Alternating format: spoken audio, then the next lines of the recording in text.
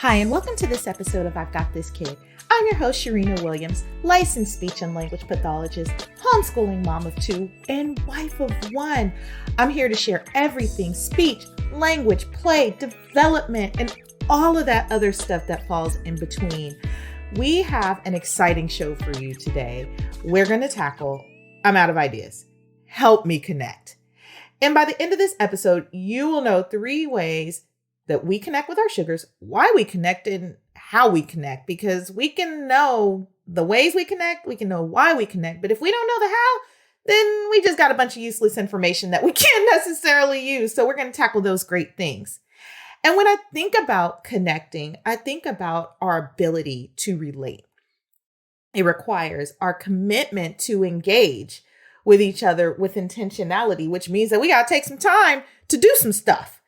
And connecting with our sugar is no different.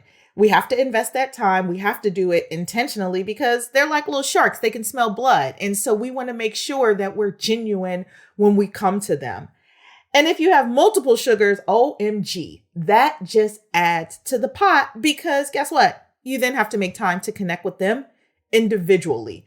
So like, for example, if I want to connect with my daughter, then I'm probably going to be doing some art, or we're going to be having some conversation about world issues, or we are going to do something along the lines of playing a game.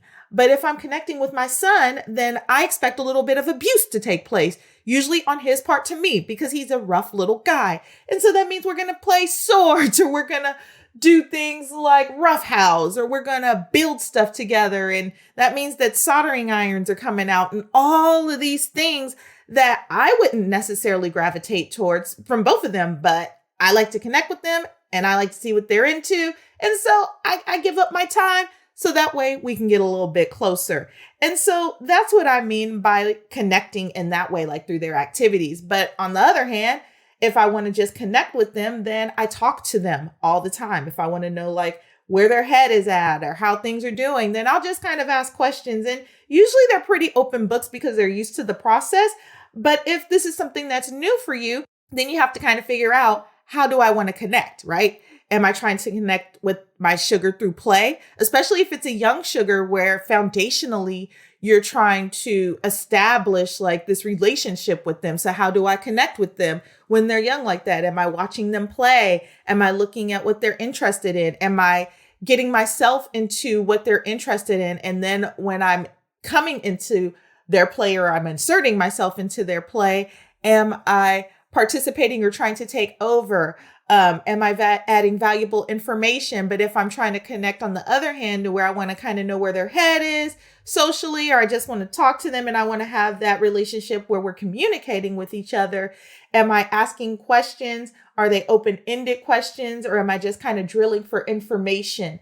And so we have to kind of have those things clear when we are trying to connect with our sugars in different ways. And it really is a balance because you can connect with your sugar through activities together, through hobbies together, through play together, but not necessarily connect with them in an emotional, on an emotional level. Like, I want to know how you're doing as a person. I want to know what your character is like. I want to know, where your thought process is. And I want to be a part of that thought process. So you know that like mommy and daddy are always here to communicate with you. And so understanding that there's that balance and that shift of sometimes you're going to connect through play. Other times you're going to connect through like emotions and character development and socially, because you want to know where sugar is, and foundationally, you want to be there for them. And sometimes we can run into those bumps that can honestly prohibit connection, whether it be through play, whether it be through emotions, whether it be through social activities, because guess what? Sugars change. We change. They change. We all change. We're ever changing human beings. Like nothing should really stay the same. There's like a scripture that says that nothing is new under the sun. And that means that everything changes over time. And we have to recognize that just like we change, our sugars change. And recognizing their change puts us in a position to where not only can we support them through those changes, but we can also be there to recognize and be willing to recognize those changes. And we do not want to prohibit change, because prohibiting that change, it stagnates their growth. And that can't be healthy for them or for you, because that's how we end up with adults on our couch. And not because like the housing market is crazy in the United States, but because we haven't necessarily allowed sugar to grow up or tool up in a way to where they can handle life on their own. Because again, our role as parents, as world changers, it changes. Like, it's going to continue to shift.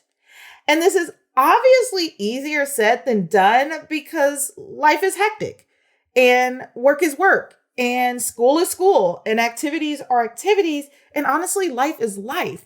And so it's one of these things that it's really difficult to even recognize, am I connecting, or I have been connecting, but I'm out of ideas to connect. And I don't know how to like make this shift when life is happening in front of me. And so that's what I'm going to help us out with today, because the thing is, if we're going to strive for continual connection, then we must keep our eyes open to stay plugged in. But I'm going to make it simple for all of us, because that's how I roll. Like, I like to keep things simple, and I like to keep things in a way to where, yeah, we're going to think about it. And yeah, it's complex, but at the end of the day, when it's time to execute, it's going to be like, boom, we got this, we're in this, we know what to do, and we feel fully equipped to handle this.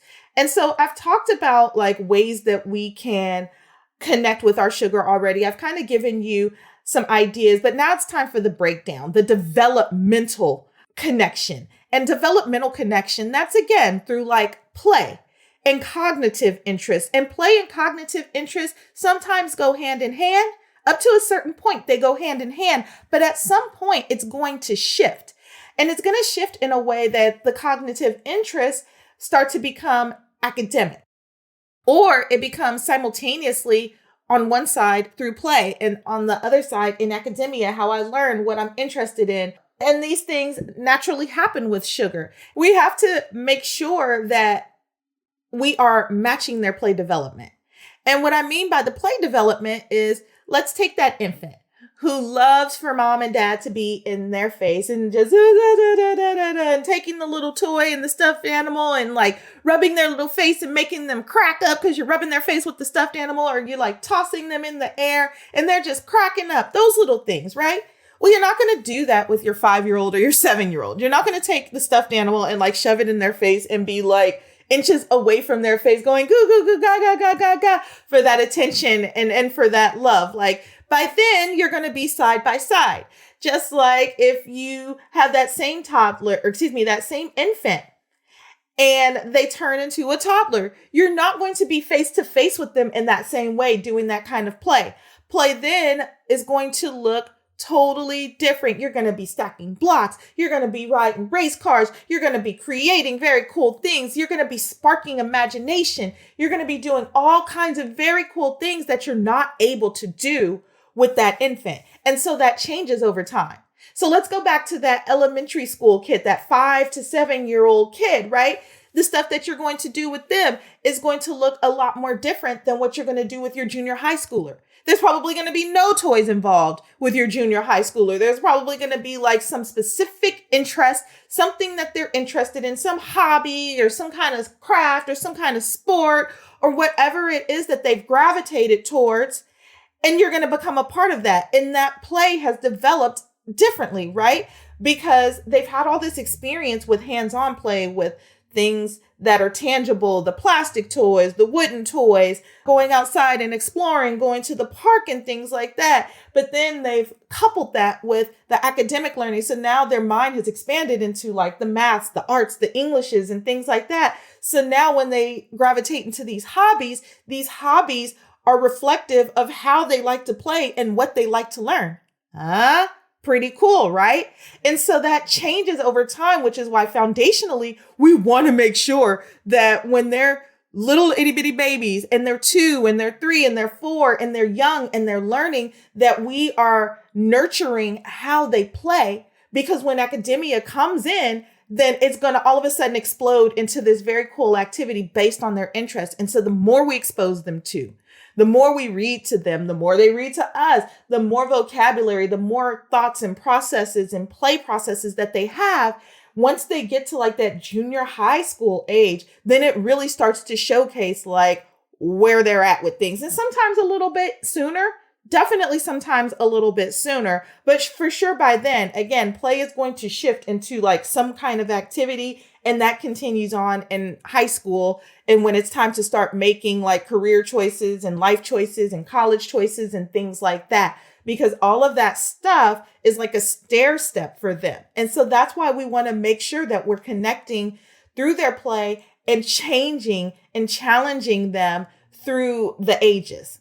We also want to make sure developmentally that we are challenging them to match their thinking, to match their thought processes, to match how they perceive things when they are playing and when they are thinking, and that we're scaffolding that through the play that they're doing. So like, let's say, for example, you notice your sugar loves to put train tracks together and just loves for them to go down the same way every single time. So maybe we want to expand that and just make a casual suggestion that we set up the track a different way, that we ride the trains, in a different way. And maybe we don't even suggest it. We just sit down and show it really quick, right? In the middle of carrying that laundry basket, we drop it real quick and say, you know what? I noticed you like going down that hill the same time every single time. How about, can I just connect this little track over here and just whoop and make mine go this way and then put it right back though? Because remember, we don't want to take over and we don't want them to think that we feel like our ideas are better than their ideas, because we don't think that. But we do want to like challenge that thinking if we see like the sameness going on. We want to see them evolve and do different stuff, because then we know that cognitively they're having like these different challenges and seeing things in a much different way. And this falls into like the expansion of these processes. So going back to, okay, you know how to put this track together one way and you know how to make these trains ride one way. What if we make it ride another way? Or if we're doing art, oh my gosh, I love the way you finger paint, but look what I found, these very cool stamps. So I'm going to take this stamp and I'm going to put it in the paint and I'm going to make very cool animals and I'm going to make words. As a matter of fact, let's go outside and pick some leaves from the tree and dip the leaves in the paint and then smash it on the paper and see how that turns out. And so we continue to challenge, again, these processes, and we continue to play with them. But we also we spark that thinking, we spark that interest, and we watch them as they evolve, because they're probably going to be trying some things on their own as well. And we're going to want to become a part of that, but continue to challenge that process to make sure that they are evolving. And this holds true for my typically developing sugars and my neurodivergent sugars. Play, again, should be ever evolving, especially in those toddler years, like the birth to 3.5, it really should be evolving. And we really should be challenging them to try different stuff. And if they do gravitate towards sameness, we're kind of making them become a little bit more flexible, to challenge them to think about things a little bit differently and to do things a little bit differently in order to make sure that their thought processes are really being nurtured. And so why do we do this? Because, well, for one, sugars plateau and need newness. And so a lot of times, if we're noticing that our sugars are doing the same thing over and over and over again, one of two things are probably happening. One, they don't know what to do next with that toy. Or two, there may be a little bit of neurodivergence going on. They might like the sameness in a way where it becomes more of an impulsive thing and a compulsive thing. And they like the things to be the same every single time. And so it also helps you to connect through bonding. So when you are coming into their play and you're coming into their space and you're challenging those thoughts and ideas and you're helping them see things in a much different way, then you guys are having a bonding moment. Even if it's only for a few minutes where you're getting down on the floor and you're like, hey, let's look at it from this angle and see how this is. Or that's very cool the way that you did that. Can I try too? And so now you're connecting through bonding, especially again for my neurodivergent little sugars out there who have a difficult time with sharing during play. If you insert yourself every once in a while, but quite frequently, right, for a few minutes, insert yourself and get in there, then they become a little bit more accustomed to you becoming their play partner. And so it's really important for us to insert ourselves in those moments to make sure that they're being flexible and want to play with us. And this can happen for our typically developing sugars too, to where they just don't like to share. And it has nothing to do with any kind of diagnosis. They just don't like to share. And so we want to insert ourselves and challenge them to be willing to allow a play partner to come along. It also helps us to recognize the changes, because then it helps us accommodate their needs. Like, we're here to foundationally give these sugars what they need, because one day they're going to be not so little sugars anymore, but adults that go off into the world. And so the more that we can accommodate and nurture where they are, the more well-rounded that they will become. We can provide them the tools that they need that are suitable for them. But again, it goes back to us feeling like, okay, I can handle this. I can take this change. And yeah, sometimes I don't always like this change because they're getting big before my eyes, but I know that they need this. And so we want to accommodate that. It teaches you how to understand each other better. Like, you really want to continue the process of understanding one another. And you can totally tell, okay, I can totally tell if a family is seriously connected. And it all goes into, think about when sugar is a baby. And I want you to test this on yourself to see if you are connected, because then you might need to try some of these tips and tools, which is why I'm here, to tool us up, right? So if you think about when sugar was a baby and a toddler, think about how much you talked during that time. Oh, you're so cool. You're so interesting. You're so cute. Like, there's nothing they can do wrong at that age. And think about when they get around the age of, I don't know, around 8, 7 or 8. You really have to dig to make sure that you are staying connected, because now they're thinking a lot and they're not always inviting you to the thought party. When they're young and little and cute, you know everything that's on their mind. But it's somewhere around 7 or 8 that you're no longer invited to that party of knowing everything that's going on. They kind of get quiet.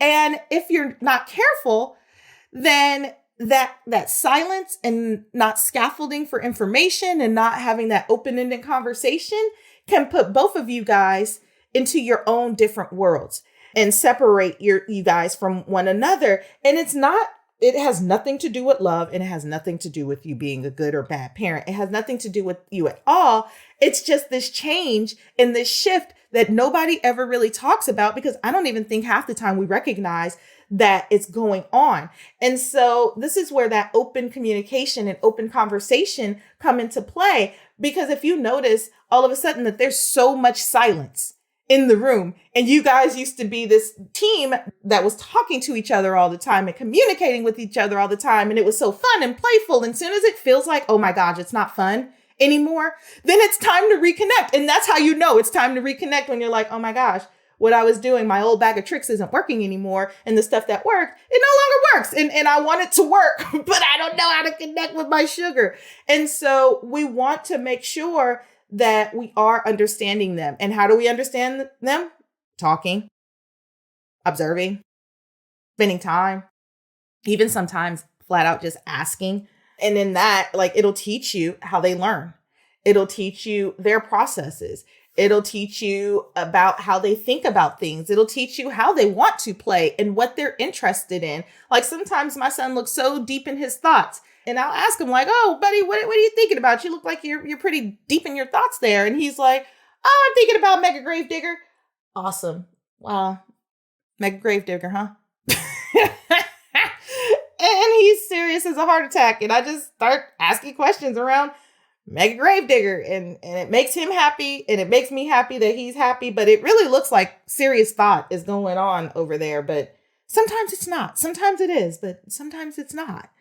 And then leads me into the next. It teaches them it teaches you what they're interested in. So if you're asking those flat out questions, if you're understanding how they learn, if you're understanding those thought processes, you also get to learn what they're truly interested in. because it may not be what we actually think. And if we are just giving them things and assuming that that's what they're interested in, unless they flat out tell us, then, And I just got like one PSA too. During this age, I know that kids learn from kids and kids spark their interest based on not only what we expose them to, but sometimes the influence of other kids.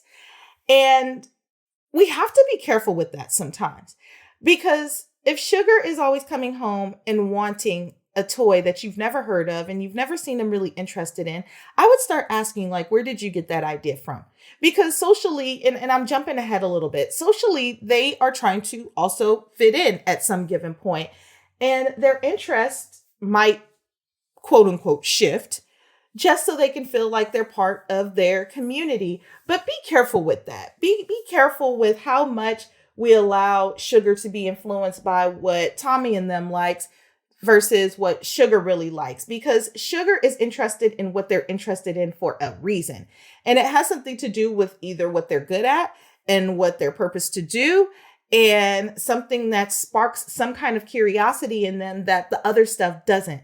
And so be extremely careful about those interests that they bring home that are outside interests. And some of them might seriously be genuine. It might be exposure to some activity that little Tommy brought, and he's like, oh my gosh, I never knew this existed. This is the coolest thing ever.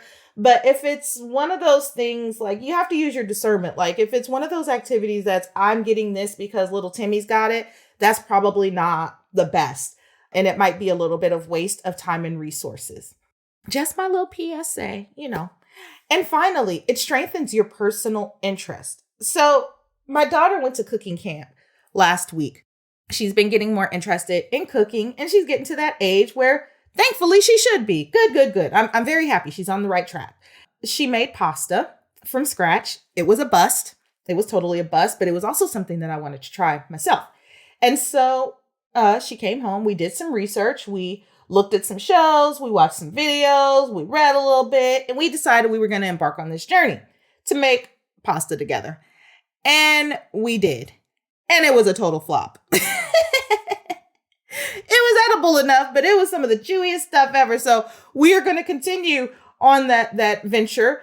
It is seriously an adventure because, well, it's something that she's interested in, and it's something that I'm interested in, and it's something that we both want to know. So not only was her personal interest being strengthened, but also mine. I love cooking. And so this is another way for us to connect continually, because there's always going to be something that we probably want to try to cook together.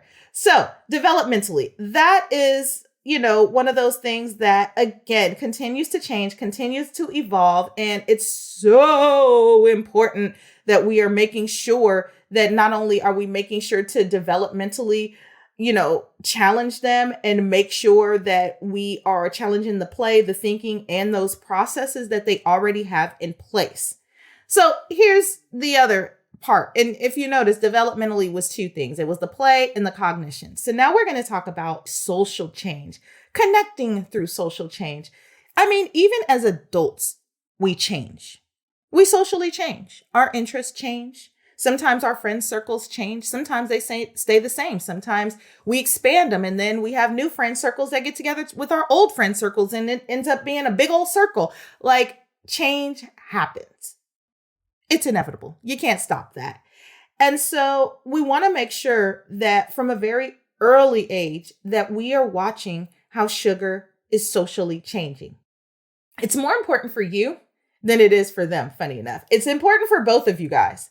But if you're trying to stay intentional and connected, then this is more important for you, because it's going to help you relate to Sugar and to help as change comes. But you can't help something and you can't nurture something that you don't understand. And so if you're genuinely showing interest to how they're changing and how you're relating to them and how you're relating to their thoughts and their ideas through these conversational exchanges and these interactions, then it gives them security and confidence, because they get it. They know that you get it. If mom and dad gets it, then who really cares what the rest of the world thinks? In most cases, right? And so, I mean, sometimes mom and dad and sugar are going to bump heads, and that's a different story for a different day. But from a very early age, it's so important that sugar knows that mom and dad understands, and that they understand my change, and they understand how I'm evolving as a little person to a bigger little person to an adult person. And they need that confidence in order to try new things and to have the security to go out into the world and just explore and do and be the best version of themselves without feeling like they have to compromise and be something else. And so this is why we want to recognize who they are versus who we want them to be. There's a difference. There's a big difference. Like, sugar is going to be who sugar is. And we can want sugar to be a better version of themselves, but we don't want sugar to be something that they're not. And so we want to make sure to give them that security in that. And also, it teaches you how sugar communicates. Are they more of a passive listener? Are they the star of the show and like to share? Are they the one who's like the social introvert? Are they the communicator who likes to communicate for everybody? Like, how do they communicate? How do they fit in? And how do we nurture that and continue to make sure that not only are their thoughts and ideas being heard, but on the other hand, they're able to hear other people's thoughts and ideas, which is really cool. And it teaches you how to scaffold. And scaffold is just a fancy word for like going through, like you're pulling information. If you're scaffolding, you're pulling for information. And so it teaches you how to scaffold for areas that need support. And not all areas will need support. At some points in life, no area will need any support. But it's very cool to know how to like pull that information just to know if any support is needed. Then you are either there to provide it or there to get the information that you need in order to support them. Connecting with them socially. If you've run out of ideas while we're doing it, it helps you unite as a unit. It really does help unite you guys as a unit. If, again, it goes back to that security and confidence thing. If mom and dad are genuinely interested in me, then I'm going to be connected with them on a much different level, which is going to unite us as a unit on a much different level, because now I know I can share my thoughts. I can share my ideas, and I'm not going to be shot down, or I'm not going to be made fun of, or I'm not going to be steered in another direction unless I need to be steered in another direction. But it gives them that push that they need to feel really connected and united within their family unit. It helps talk about tough topics. It really helps talk about tough topics. Like, if you know where your sugar is, cognitively, and this goes back into thinking and not thinking to do, but like cognitively mature, like what's their maturity level? What information can they handle? And if they're asking me about tough things, how much information can I give them without it being too overwhelming? Or on the other hand, how do I make sure I'm not, for lack of a better term, dumbing things down to where they feel a little bit insulted because they know a lot more than what I knew or even thought that they knew. But if I'm not talking to them and I don't know where they are, then I might be insulting their intelligence and not giving them quite enough information. And so, we just want to tread lightly on that and make sure, again, that we're communicating so we don't end up in that position and they're just looking at us like, okay, you're treating me like a baby and I'm going to go and seek out the information somewhere else, because that's the worst thing that can happen. And finally, it helps you appreciate the little things. Oh my gosh, I'm going to give you guys this little example. Yesterday, I've been on this kick. We've been so busy, but I've been on this kick to where I just want to be at a beach, but we don't have the time right now. We just don't have it. And so my son decided he wanted to take a cardboard box and cut it into pieces to make canoes and secure it with tape. And so we went on a hiking trail, and there happens to be a river within that hiking trail. And we tested out those boats on that river. And it was one of the coolest things that we could have done. It got me close to the water, which made me very happy. It wasn't the ocean, but it was water. And it was very beautiful water. But by me listening to him and hearing like what it was that he wanted, what he wanted to do, understanding his interest at this point, not only were his needs accommodated and met, mine were too. And where I don't have like 3 or 4 days to go to the ocean right now, I definitely was able to spend a few hours at the river, and it was great.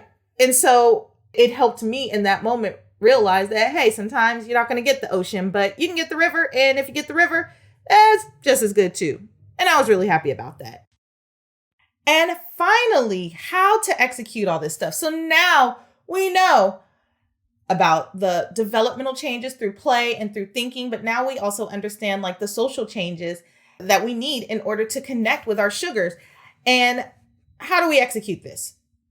Investing daily time. If you're a planner, you can schedule a block of time. If you're not a planner and your schedule's a little bit more fluid, then just get in there when you can get in there. And if you're somewhere in between, again, just get in there when you can get in there. My recommendation is to seriously be distraction free. And not just them, but you as well. Like no phone, no technology, no nothing around, like serious concentration, attention on them. So that way you're not dividing attention and they don't feel like, mom is kind of interested. They're just coming in here to like do this thing and then get on with their day. But it also teaches them like how to like focus on one thing at a time, especially if they're little sugars. Again, that toddler age, like they need to see distraction-free interaction so they'll know how to focus on one thing at a time because it is developing at this point. Another thing that you want to make sure that you are coming without motives, because again, sugars are like little sharks. They smell blood. They know when you're being ingenuine. They know, like they can tell. That's why they can discern what adults they do and don't like and people they do and don't like, because they just have that level of innocence and discernment. Like there's no facade with them and they know more than what you think. And so if you're coming to them in a way to where it looks wonky, just let those inhibitions down and just go in there, connect, have some fun. And don't assume what sugar does or does not know. And I kind of mentioned this earlier, I alluded to this a little bit earlier, that talking really does help you find out where they are and asking questions without making assumptions like, we don't like people to make assumptions about us. Let's not make assumptions about them. Like analyzing, yes. Observing, yes. Assuming, wrong. Don't do it. And participate without taking over the play. I mentioned this one earlier. We want to participate without taking over because, well, they're going to lose interest if you do that. And you're probably going to lose them and they're going to feel like you're dominating their play and you're not really interested in what they're interested in doing. And that just opens up a whole nother can of worms. And finally, participate without dominating the conversation. And so I like to call this the 3-second rule. 3-second rule is if I talk and say something, I'm giving you. Counting down by 3, waiting for you to have a response. And this is really great also for my neurodivergent sugars who have expressive language delays and they're a little bit sluggish and don't want to talk. If you give that 3-second rule, oh my gosh, chances are that they're going to try to say something, or you guys will just sit there and look at each other, but they'll know that the expectation is that, hey, I'm supposed to be filling this in with a word. So maybe I'll try, maybe not, we'll see. But the 3-second rule is really important because it shows that you're not dominating the conversation and you're giving sugar a chance to respond. And if you need like new toys to connect or to challenge the situation, don't go breaking the bank world changers. Like this should be something that's fun. It should be something that's exciting. And again, it should be something that's ever changing, ever evolving. So you could take them to a toy store or some kind of store, center, wherever you like to go and purchase your play material and see what they gravitate to. See what interests them. Now, if they have 10 others just like it at home, try to discourage that a little bit and see if you can find something different, or give them the big speech in the car before they even hit the toy store that we're going to be looking for something different because we want to try something different. Can we try something different that we can do together? And that's how you kind of prepare them if they like gravitating to the same thing over and over and over again. Play out mentally ways sugar is going to go to play with his toy and how you can be involved. And this is if you need like a new way to connect and it's been a flop in the past.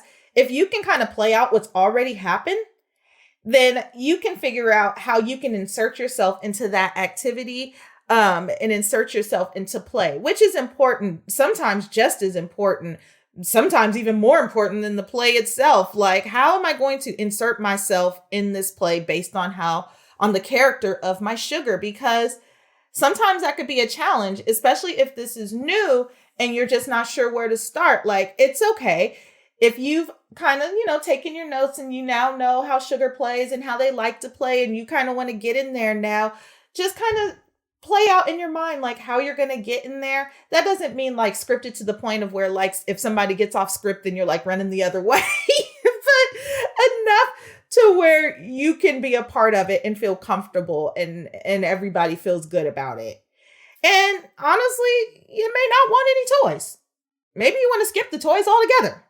Maybe you just want to go play, because you know what never dies? Tag, hopscotch, jump rope, playing catch, dodgeball. Those are activities that don't ever really die and are super fun. Swords with paper towels? Oh my gosh, that's fun. And so sometimes it doesn't take an actual toy. It might just be doing with what you already have, but doing it in a different way and going back to your own childhood and what used to make you spark. Because I'm telling you, tag is still what's up. I love it. Anyway, finally, the final thing that you can do, make up new games together. So we were out the other day and my son is working on waiting. He's working on patience, and he knows that he's working on his patience because he has absolutely none at all. Love him to pieces, but he has no patience. Zero, zilch. He'll say he's bored. He'll say they're taking too long. He'll say everything that he needs to say under the sun. His mind is going 50 miles an hour every half a second. And so he needs to be stimulated, but we're also teaching him that you don't always need to be stimulated. Sometimes you just can chill and wait. But yesterday wasn't that day. So I had to think quick on my toes because we didn't have any toys around. And so we created a game. And it was a table game, and it required no toys, no nothing, just our thinking ability. It was called Alphabet, and it was actually really fun. So if you want to try it out. So Alphabet goes, if I'm going first, the first letter in the alphabet is what? A. And so you say alligator, and then it would be his turn. He would say the first word. He'd say then B for ball, C, cat, D. And then you go back and forth and you go all the way through alphabet. But then soon as somebody messes up the letter, you got to start all over again. And so we liked it so much that we brought it home to my husband and my daughter, and they actually liked it. And so I think that's going to be one that we are going to keep. And so for us, that helped not only with our connection, but it also helped with creativity. It was an area that I know he's not always quite flexible. And so it made him become a little bit more flexible in his thinking. And of course, this is an 8-year-old. And so like, please don't try this on the 2-year-old, but on the 8-year-old, it was totally appropriate for him.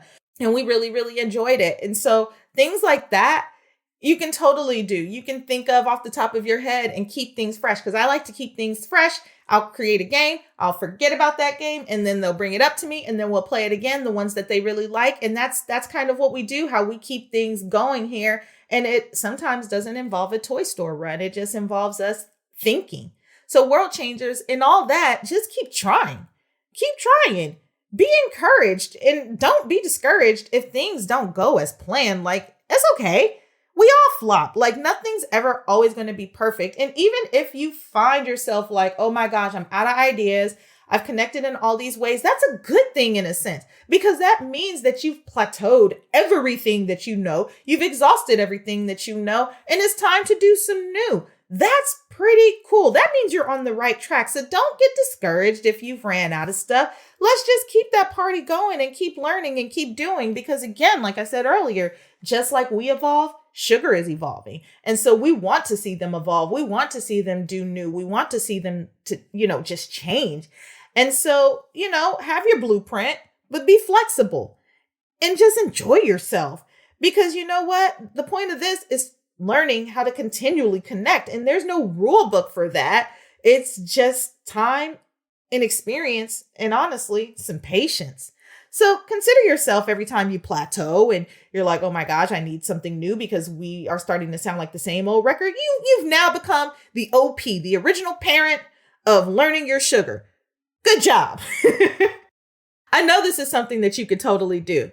Join me in the month of August where I will discuss back to school. Can you believe it's that time again? Somebody stole summer right from up under me. Oh my gosh.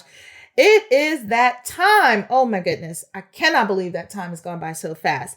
But this month, I will have some guests on our show to help us get all tooled up for the upcoming school year. So go on social media, on my social media page. I'll be dropping that probably next week so you guys will know who, what, when, and join me for that because I cannot wait. You know I love having guests on because sometimes it's good to get other perspective and hear new ideas from other people. I'm trying to keep myself fresh. So hey, let's do this together. Also, join the interest list for my upcoming book, Watch Me Connecting to Your Child Through Play. This is an experience that you don't want to miss. I'm going to take play principles and make it easy for you to apply.